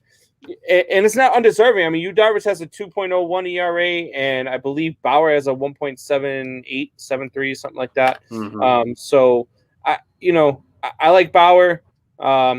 Speaking of the devil, Jared, I was just saying I haven't seen you in like 2 weeks. Woo! Bauer will be playing in Boston next year. I don't think so. He's staying in Cincy. They're not letting him go. Cincy says they're going to do everything, and they've got a ton of money to do it. It's just going to be whether or not Trevor Bauer wants to, and I think this playoff situation will be the difference. Yeah. If they get bounced by the Braves, I think he'll entertain opportunities. He'll go. He's an emotional guy. If they all of a sudden upset the Braves, which again, I don't think it's a hardcore upset, even though the Braves are my team, and then they go and let's say they get to the next round by beating either the Marlins, who are all of a sudden a great hot team, or the Cubs, who are more fit for the DH type of rule type thing. Like if they're like emotional and up, and they already kind of are, I could see him signing with him because he's an emotional type of guy. And I say that they're kind of up in an emotional way because Joey Votto, by the way, who I friggin' love. I love the guy. Not really doing great this year per se. He's a 300 batter, but this year I think he's like batting 225, 226, something like that. But he said today, we're going to be an effing nightmare for whoever has to face us. That was before the seedings were set. Like that's a team that's riding high in emotion. So I think he stays in Cincy if they can ride this through and have some emotional highs. But if they get bounced in the first round, I think Bauer's agent goes, "You've done plenty. Let's listen to what people are going to say." Yeah. All right. So next series, near and dear to my heart, we got Cubs and Marlins. Marlins playing hot. Cubs have turned it around this weekend against the White Sox. I think that's the boost that they needed, especially heading into this postseason. I do like their pitching rotation, especially in a 3-game series. You got to deal with Darvish and Hendricks in the first 2 games. Mm-hmm. I like the Cubs in this series, so I'm going Cubs. They're my World Series pick, so I'm sticking with them. That bat flip, by the way, that what's his face had. Loved every second of it. That was. I know everyone loves the Batista bat flip type thing, but that is probably the fact that there's a slow-mo of the ball and the camera's going up and the bat is just completely in the picture and he's just playing with it. I was like, give it. And that's what baseball needs. All right. And now give me 2 seconds here before you make your pick. Because what made me laugh the most was White Sox fans saying, "How can you disrespect the game like that? How can you say that shit when you got Tim Anderson on your team? How can you come at the Cubs? Contreras saying he doesn't respect the game when you got guys that on your team that do the same thing." And by the way, it was great when Tim Anderson did the bat flip. It was a great thing when Tim Anderson did the bat flip. It was great when Bautista did the bat flip, and it was great when Wilson Contreras did. And that pumped that team up. And that's why the Cubs went out and took 2 out of 3. And by the way, they beat your ass today, and they didn't play barely any of their starters. So, Are you good? Are you off your high now? Have you gotten off everything? No, that aspect of it, that's part of the other issue. It's not just the writer aspect and the old school timing thing and the unwritten rules and blah, blah. It's that aspect where when a team does it to you, like how the Rangers did it with San Diego, it's like an offense. Like, how dare you do it? Shut the hell up. You know what you should say? Yeah, when we go out there and when we do the same thing to them in the next game because we're going to come out and play hard, we're going to flip our bats. Good. Do it. Have a good time. When an NFL team scores, finally, the NFL brought back, they celebrate. Guess what the other team does when they come down the field and score? They friggin' celebrate. They don't go, well, that was a terrible thing for them to do to it. I'm so tired of that crap. I'm so tired of it. Have fun and play the game. And if you get a ball that's blasted like that in a big moment, he's going to flip his bat. Deal with it. Suck it up. So there you go. I'm helping you out with the anger aspect with it. Listen, I like the Marlins because there's that quirky pick that you and I had. If there's a crazy thing that happens and they're a young team that's fun to watch, excitable, kind of like the aspect of the Padres. They've got a great positive emotion, but you said it, and I agree with you. The Cubs are built for this postseason type of play. They're built with the DH in mind. It's not going to be your typical NL playoff series here. There's no pitcher hitting, so it's the DH. They are built for that. The Cubs are going to win this series, but I think it might go to 3 games. I think you might see the Marlins steal one, but it's the Cubs. The Cubs are built for this. Yeah, see, and you know what's funny?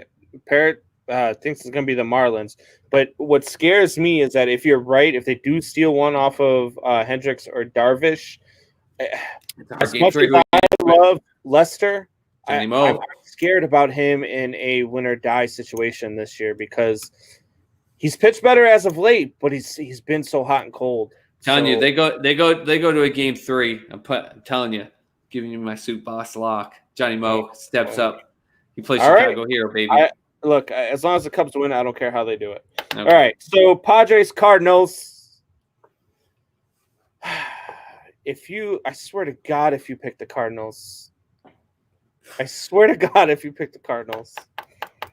All right.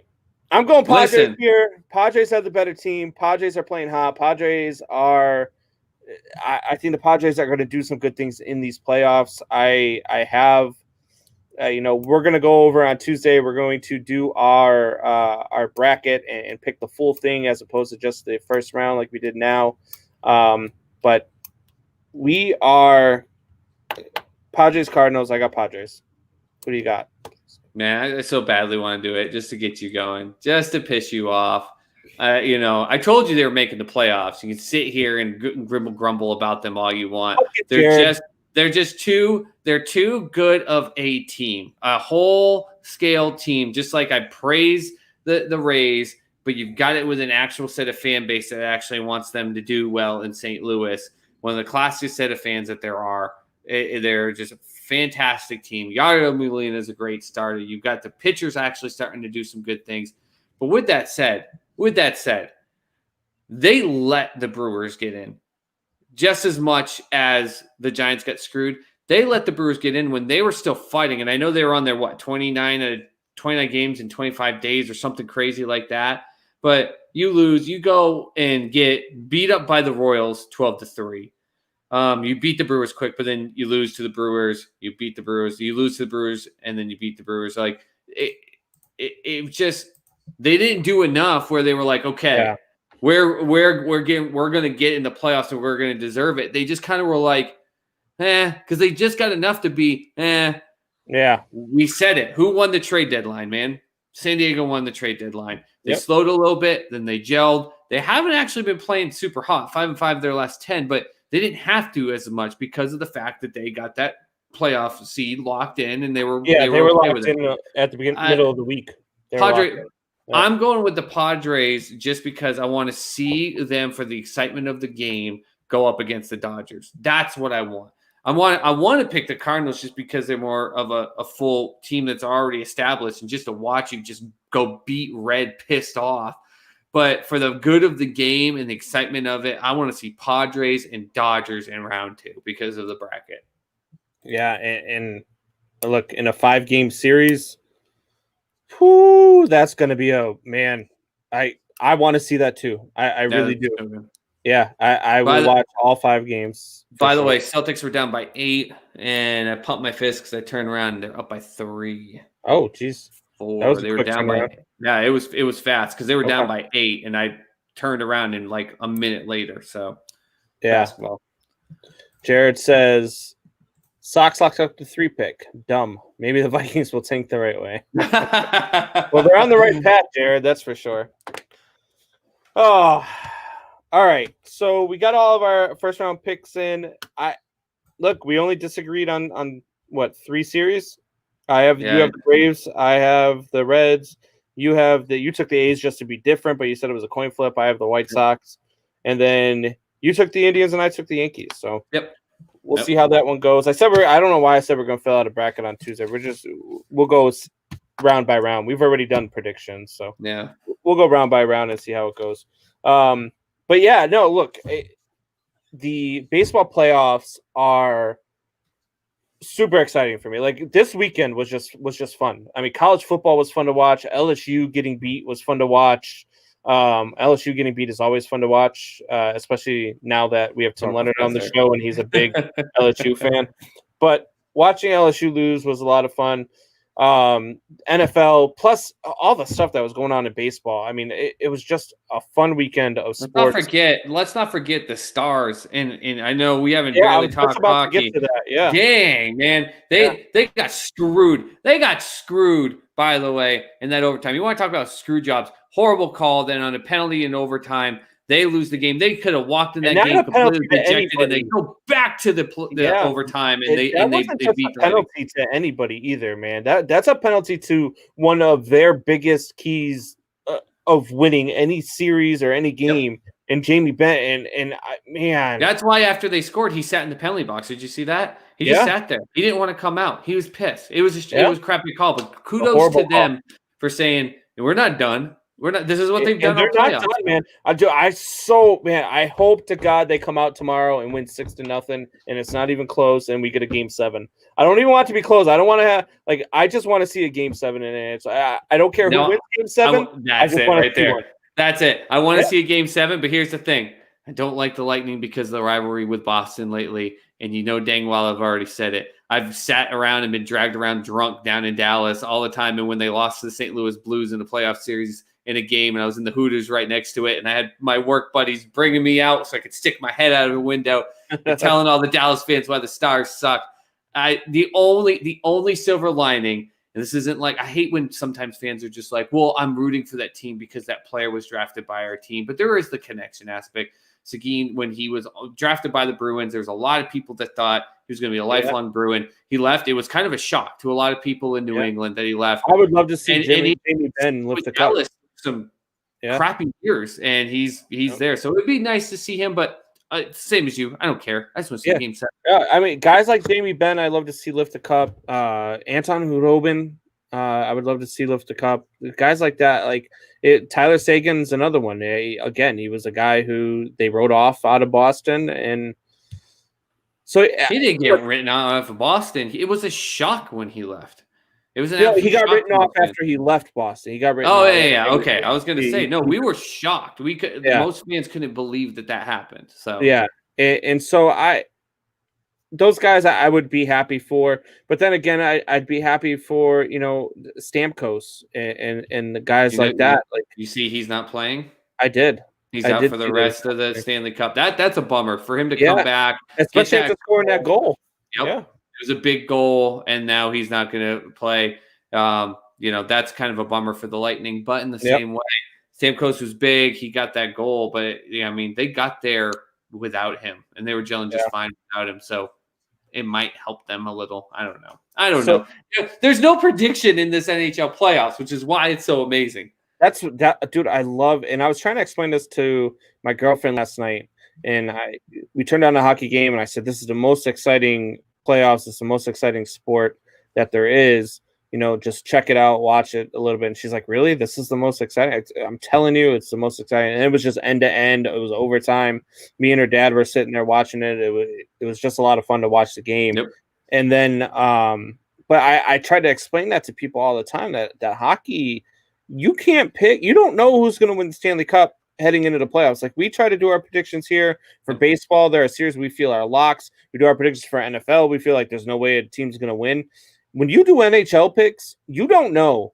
I stopped betting. I stopped betting after round 2. I was so lucky to be at 500, and especially with the Islanders and stuff. I'm like, I'm done. I'm done. You can't figure it out. You can't figure out every year in the NHL. There is no more than any other sport. There is no this one is better than this 8. It's amazing. It was crazy. You might even pick a team to win 7, but if I told you to break it down, like which games they'd win, you'd probably be right, but would be wrong in all but one game, because it's like the Islanders. I had them not going to the next round, but the last 3 games, it was like the opposite of what I picked. I was like, thank God I didn't put money on that stuff. And don't get me wrong, the Lightning coming into this series, the Lightning are the best team in hockey.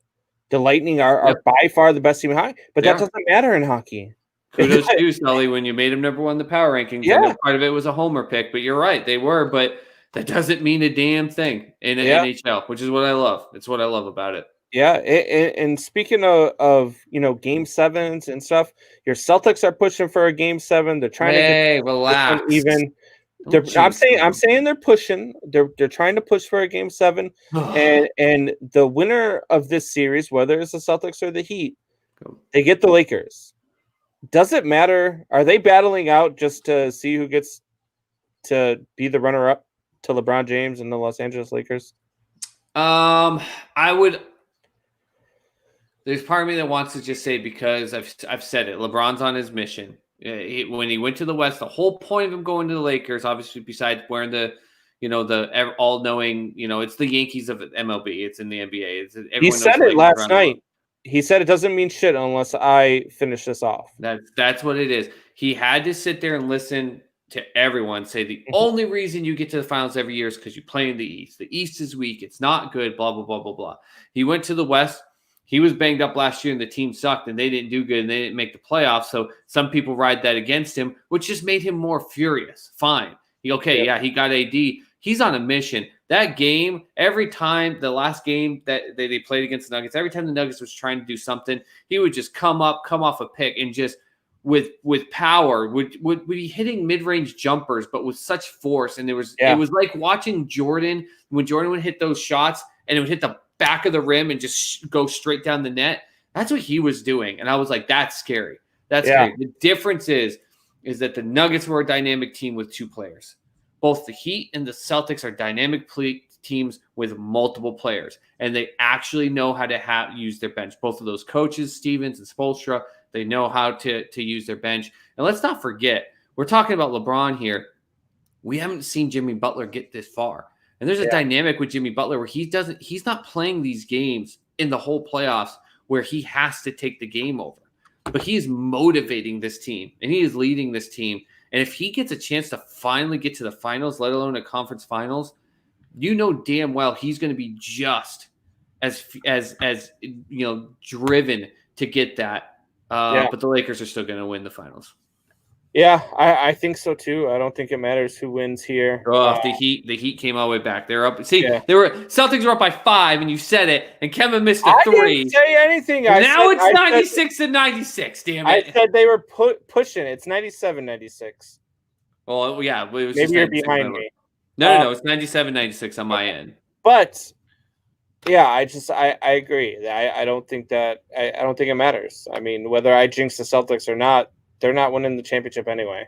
They're going for second place. They're gonna get a couple wins. Either one of these 2 Eastern teams are gonna get a couple wins. This is not going to be a dominating thing. And the Lakers have only lost 1. And remember, when they lost the first one in their first series, it was like, can they be upset by Portland? I was like, absolutely not. It's not going to happen. And then they lost 1 to Houston. People were like, oh, Houston's ready to roll them. And I'm like, it's not going to happen. So in the finals, in the finals, I think it's just going to be an aspect where another one, Big 3 coming right back on the Celtics. This finals, you're going to have teams that actually know how to play the Lakers a little bit better.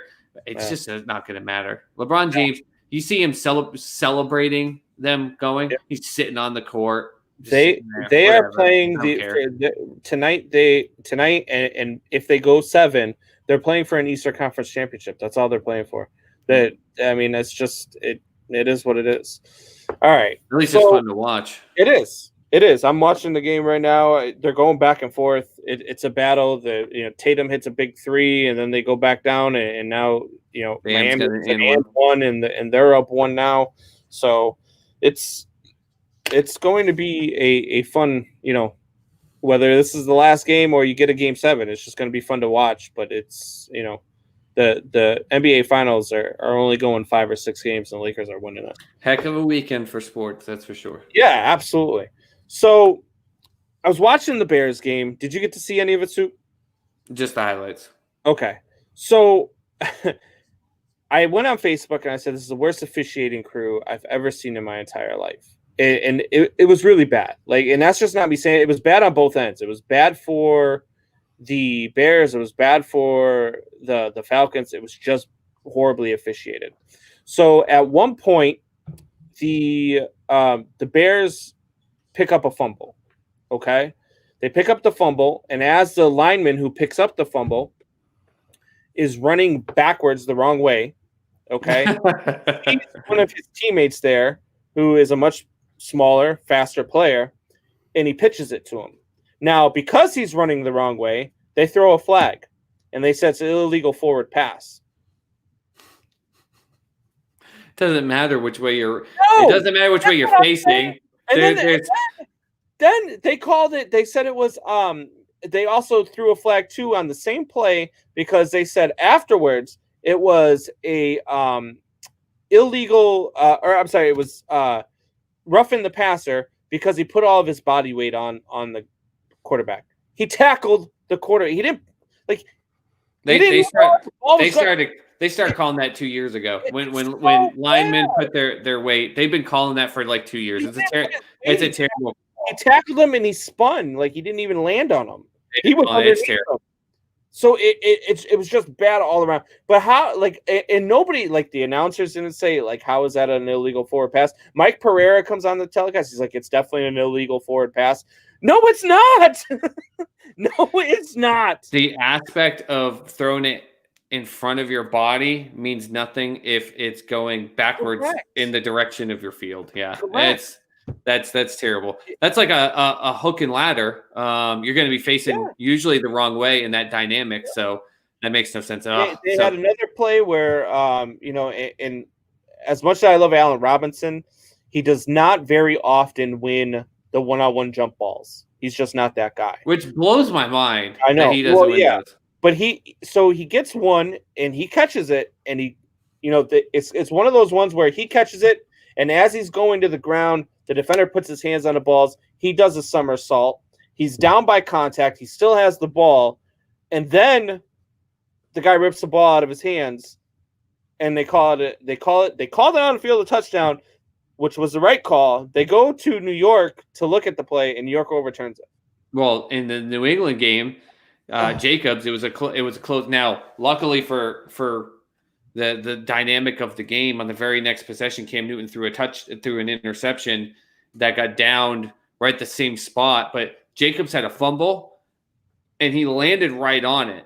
And so, the second he gained possession, because he was down and he had 2 guys on him, that's it. It's down. They didn't even call it a fumble on the field at first. They just called him down.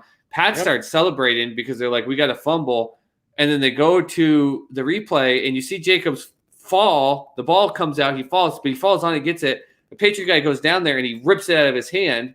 Yeah. It's obviously a fumble, but a recovery. And they were like, yeah, Patriots get the fumble. And it was that's not how it works, guys. Right, yeah. And I was waiting for friggin' tuck rule number 2 if the Pats went down and scored a touchdown. And like I said, it was like Cam threw a touchdown, an interception 2-3 plays later, and I was like, okay, well, they lost a whole minute of possession. That was it. So then in the Bears game, there's 2 other plays that were just horrible to me. You had another one where the defender is going in to hit Matt Ryan as he's throwing the ball. Matt Ryan gets the throw off as he's being hit, and they call the late hit on the Bears. as the guy from the Bears intercepts the ball, he runs out of bounds, and as he's out of bounds, at least 3 steps out of bounds, gets taken and gets suplexed, and there is no flag on the play. Well, that's just because they wanted to see some WWE wrestling, man. I've never seen how, like, I get you want to protect the quarterback. You want to protect the stars of the league. You can't be going in there and hitting them like you used to, back in the 80s and 90s in the NFL. You can't let them throw the ball after the receiver catches the ball, go in there and lay him out. I'm fine with that. But if you're in the middle of hitting a guy while the ball's still in his hand and you're in the motion of throwing the ball, that's not roughing the passer. That's completing a tackle. It's not roughing the pass. If he's still got the ball in his hands while you are in the movement and your head is down and you're going to wrap him up and your head is down, you can't see the arm. You can't see him get rid of the ball. It's a tackle. You're pretty frustrated with it, but you think you're frustrated. Ask the Falcons fans how they're feeling. They don't give 2 craps about the calls. They should. They got one that kept that drive alive for the Bears, that final drive that resulted in that game-winning touchdown. They got one called against them that I didn't think was a penalty either, and it was also a roughing the passer. And I'm sorry, but it's just not roughing the passer. When you're in the middle of a tackle, it's not. I don't like fans that blame the refs. I can't stand it. The other night on Sports 2, people were ragging on when the Heat went up 3-1 in the Celtics series, and they were ragging. And I was like, guys, shut up. Like, right. Oh, I'm not blaming there are bad calls, and I can't stand it when that's the dynamic of it. When there are bad calls, by and large, I get it. But like the Heat easily had more fouls called on them and everything like that, and and all that stuff. But the aspect of if the calls are bad, but the bad officiating, I think this year in the NFL, when you can point out the things like you just did, it's the things that the NFL has to look at. And now this year with the NFL, I don't know if you know this, the refs aren't traveling together. You don't have the same refs working together. They're finding the closest refs in geographical manner that can get to the game. So you have completely different teams playing with one another on the ref side. With that said, because the back judge 80 yards this way is a different guy than I had last week, should it mean that if there's a guy getting suplexed 3 yards in on the sidelines, I should or shouldn't know what the hell that call is? Right. So my freaking phone is blown up. You can tell the Celtics are losing because I've got chats. Everyone's losing their minds. The Bears probably lost Tariq Cohen it looked bad. So he calls a fair catch. And on the fair catch, the guy's still coming in, and the guy dives. They said he got pushed, but he didn't get pushed. He didn't get touched. And he dives, and as Tariq Cohen's foot is planted, his full body weight comes over, and just it looked like Tariq Cohen probably broke his ankle. He's got a torn ACL. Is it a torn ACL? It's not confirmed, but they're pretty sure it's a torn ACL. So you're going to lose Tariq Cohen on a play, and again, there was no flag. They said he was pushed. He absolutely was not pushed. He was still running full bore at Tariq Cohen after a fair catch was signaled, and Tariq Cohen had the ball for at least a second and a half before he got hit. Like when you have bad officiating, we talk about it in baseball.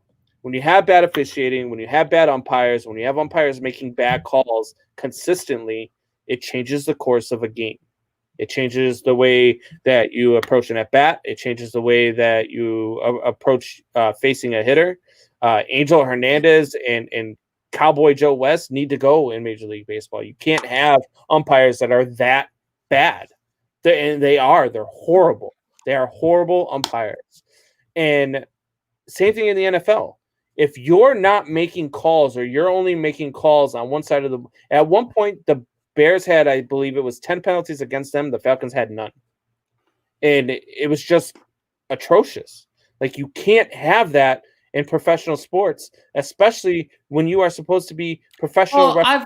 Now, the game you're talking about with everything you're saying, it sounds like the refs are terrible, but I don't think you can make that an example. I've watched games where one team's got 11 penalties and the other team's got 1. And the other team just is just playing like flat garbage. Like, it sounds like that wasn't the aspect here, but I don't think that you can make that statement. Like, it should never be where one team has 10, the other team has 0. I don't think No. But it can't be that way when it's so when you're just not throwing flags on the other side. If a guy is 3 feet out of bounds and he's getting suplexed, you don't flag that, but on the same play, you flag a guy for roughing the passer when he hits the quarterback as he's throwing the ball.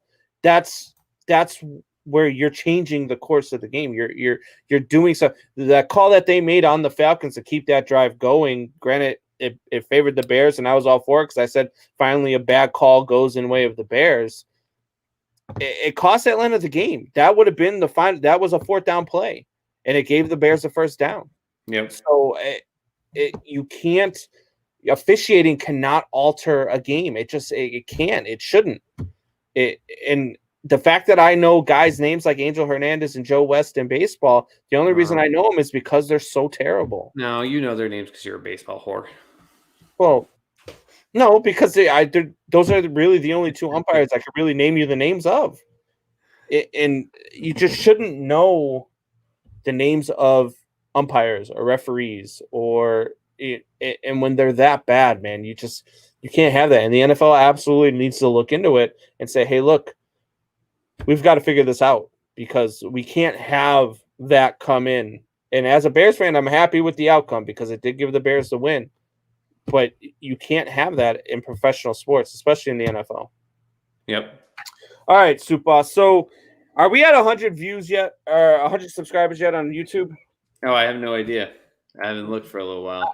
I'll save it for you. We are not. We are still sitting at 57. I don't know. I don't know what to do anymore. I have a feeling we're going to end up losing all of our prizes, and then we're going to have nothing, and then all of a sudden we're going to hit 100, and I'll be like, why didn't you guys do this before? Yeah, they could be like, hey, you guys got to that number you're talking about. Maybe we should do something. And we're going to be like, no. All right, so time has come. We're going to pull another thing out of the hat. Here we go. Saints, by the way, only up by 4 at halftime.